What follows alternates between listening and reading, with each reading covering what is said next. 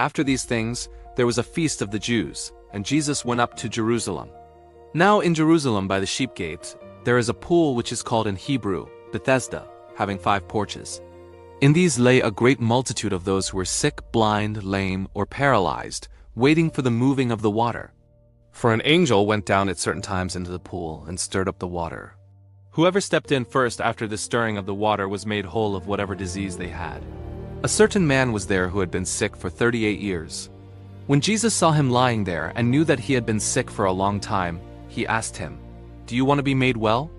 The sick man answered him, "Sir, I have no one to put me into the pool when the water is stirred up, but while I'm coming, another steps down before me."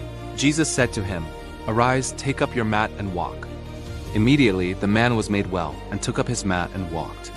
Now it was the Sabbath on that day. So the Jews said to him who was cured, "It is the Sabbath. It is not lawful for you to carry the mat."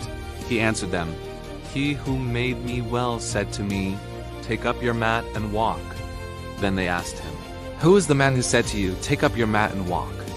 But he who was healed didn't know who it was, for Jesus had withdrawn, a crowd being in the place.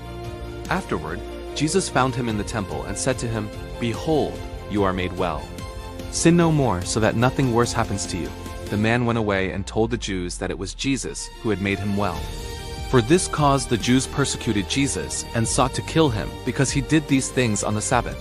But Jesus answered them, "My Father is still working, so I am working too." For this cause, therefore, the Jews sought all the more to kill him, because he not only broke the Sabbath, but also called God his own Father, making himself equal with God. Jesus therefore answered them, "Most certainly I tell you, the Son can do nothing of himself but what he sees the Father doing. For whatever things he does, these the Son also does likewise.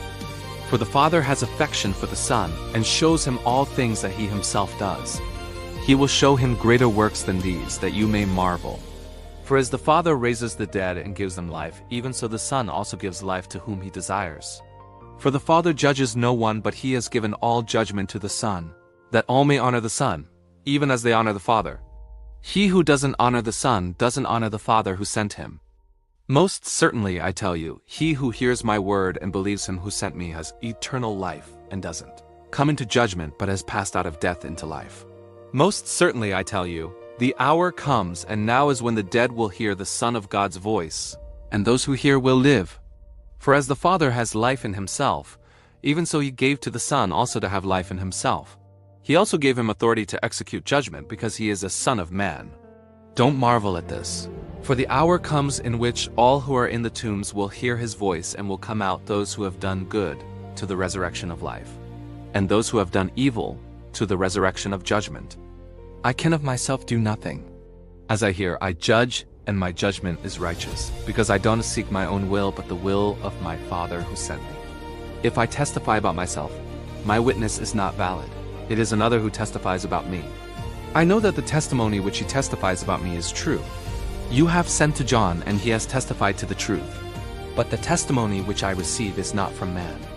However, I say these things that you may be saved. He was the burning and shining lamp, and you were willing to rejoice for a while in his light. But the testimony which I have is greater than that of John. For the works which the Father gave me to accomplish, the very works that I do testify about me, that the Father has sent me. The Father himself who sent me has testified about me. You have neither heard his voice at any time nor seen his form. You don't have his word living in you, because you don't believe him whom he sent. You search the scriptures because you think that in them you have eternal life, and these are they which testify about me. Yet you will not come to me that you may have life. I don't receive glory from men, but I know you that you don't have God's love in yourselves. I have come in my Father's name, and you don't receive me. If another comes in his own name, you will receive him. How can you believe, who receive glory from one another, and you don't seek the glory that comes from the only God? Don't think that I will accuse you to the Father. There is one who accuses you, even Moses, on whom you have set your hope. For if you believed Moses, you would believe me, for he wrote about me. But if you don't believe his writings, how will you believe my words?